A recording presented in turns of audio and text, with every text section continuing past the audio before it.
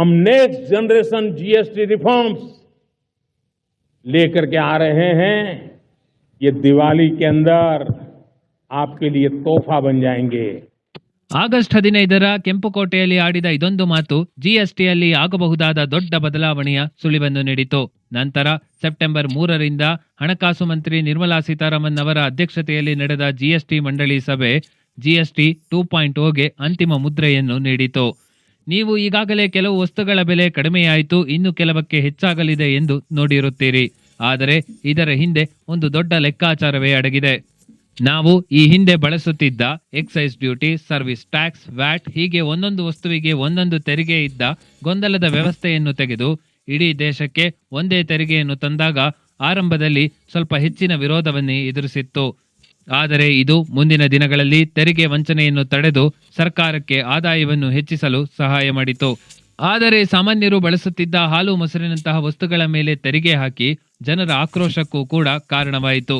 ಹಾಗಾದರೆ ಇದೀಗ ಸರ್ಕಾರ ಮತ್ತೆ ತೆರಿಗೆ ಪದ್ಧತಿಯನ್ನು ಬದಲಾಯಿಸಲು ಹೊರಟಿದ್ದಾದರೂ ಯಾಕೆ?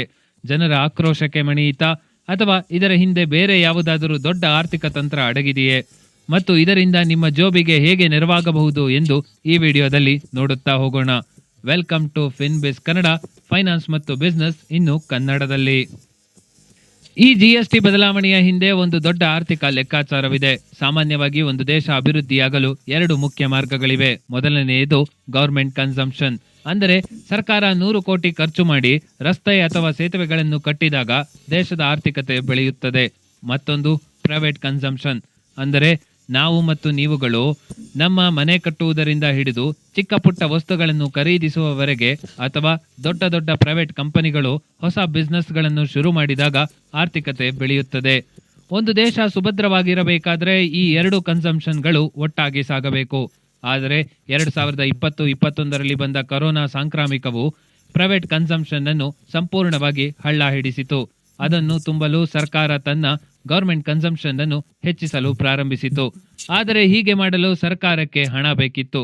ಅದಕ್ಕಾಗಿಯೇ ಹೆಚ್ಚು ತೆರಿಗೆ ವಿಧಿಸುವ ಮೂಲಕ ಹಣ ಸಂಗ್ರಹಕ್ಕೆ ಮುಂದಾಯಿತು. ಆದರೆ ನಮ್ಮ ದೇಶದಂತಹ ಪ್ರೈವೇಟ್ ಎಕಾನಮಿ ಇರುವ ಕಡೆ ಇದು ಹೆಚ್ಚು ದಿನ ಮುಂದುವರಿಯುವುದು ಕಷ್ಟ. ಇದೇ ಕಾರಣಕ್ಕೆ ಕಳೆದ ವರ್ಷದಿಂದ ಸರ್ಕಾರವು ಪ್ರೈವೇಟ್ ಕನ್ಸಂಪ್ಷನ್ ಅನ್ನು ಉತ್ತೇಜನ ನೀಡಲು ಮುಂದಾಯಿತು. ಆದರೆ ದುಬಾರಿ ತೆರಿಗೆಗಳಿಂದಾಗಿ ಜನರ ಕೈಯಲ್ಲಿ ಕಡಿಮೆ ದುಡ್ಡು ಉಳಿಯುತ್ತಿದ್ದರಿಂದ ಈ ಪ್ರಯತ್ನಕ್ಕೆ ಅಂತಹ ಹೆಚ್ಚಿನ ಯಶಸ್ಸೇನೂ ಸಿಗಲಿಲ್ಲ. ಅದೇ ಕಾರಣಕ್ಕೆ ಈ ಮೊದಲು ಆದಾಯ ತೆರಿಗೆಯಲ್ಲಿ ಬದಲಾವಣೆಯನ್ನು ತಂದಿತು. ಈಗ ಜಿಎಸ್ಟಿಯ ಸರದಿ. ಇದರ ಒಟ್ಟಾರೆ ಉದ್ದೇಶ ಜನರ ಕೈಯಲ್ಲಿ ಹೆಚ್ಚಿನ ಹಣ ಉಳಿಸಿ ಪ್ರೈವೇಟ್ ಕನ್ಸಂಪ್ಷನ್ ಅನ್ನು ಹೆಚ್ಚಿಸುವುದು. ಹಾಗಾದರೆ ಈ ಹೊಸ ಟ್ಯಾಕ್ಸ್ ನಿಯಮ ನಿಮ್ಮ ಜೇಬಿಗೆ ಹೇಗೆ ಲಾಭ ತರುತ್ತದೆ ಎಂದು ನೋಡುತ್ತಾ ಹೋಗೋಣ. ಈ ಬದಲಾವಣೆಯನ್ನು ನೀವು ಈ ಚಾರ್ಟ್ಗಳಲ್ಲಿ ಗಮನಿಸಬಹುದು.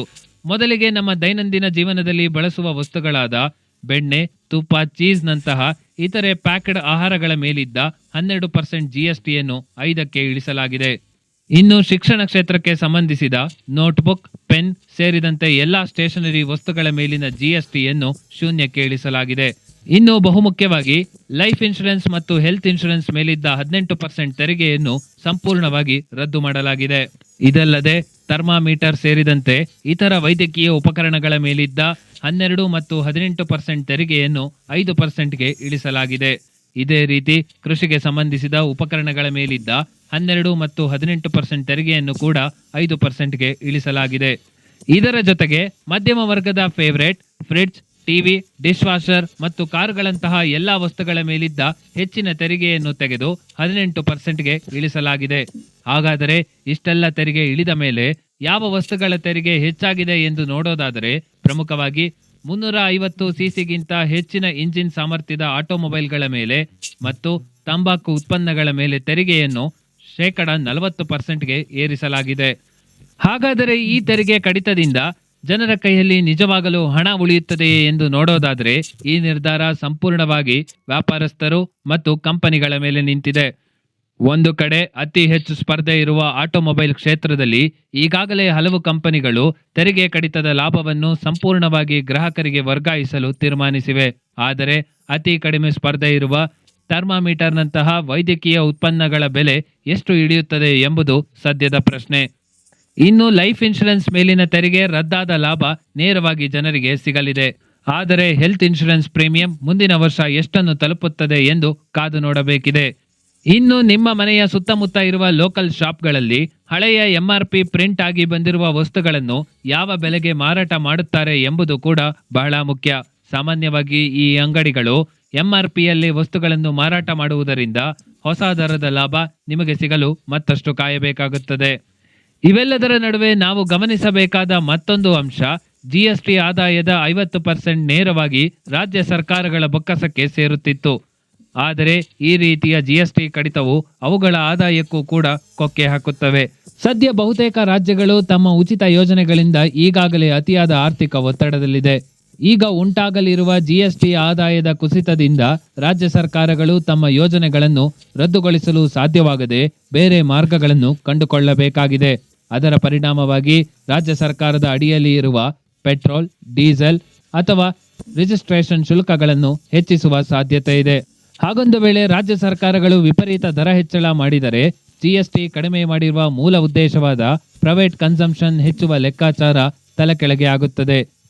ಅಲ್ಲಿಗೆ ಒಟ್ಟಾರೆಯಾಗಿ ನೋಡೋದಾದರೆ ಸರ್ಕಾರವೇನೋ ತೆರಿಗೆ ಇಳಿಸಿ ಜನರ ಕೈಯಲ್ಲಿ ಹೆಚ್ಚು ಹಣ ಉಳಿಸುವ ಉದ್ದೇಶದಿಂದ ಈ ದೊಡ್ಡ ಹೆಜ್ಜೆ ಇಟ್ಟಿದೆ. ಆದರೆ ಇದರ ನಿಜವಾದ ಲಾಭ ನಿಮಗೆ ಸಿಗುತ್ತದೆಯೇ ಎಂಬುದು ಈಗಲೂ ಕೂಡ ಕಾಡುತ್ತಿರುವ ಪ್ರಶ್ನೆ. ಯಾಕಂದರೆ ವ್ಯಾಪಾರಸ್ಥರು ಮತ್ತು ರಾಜ್ಯ ಸರ್ಕಾರಗಳು ಇನ್ನು ಮುಂದೆ ಹೇಗೆ ನಡೆದುಕೊಳ್ಳುತ್ತವೆ ಎಂಬುದರ ಮೇಲಷ್ಟೇ ಇವೆಲ್ಲವೂ ನಿಂತಿವೆ.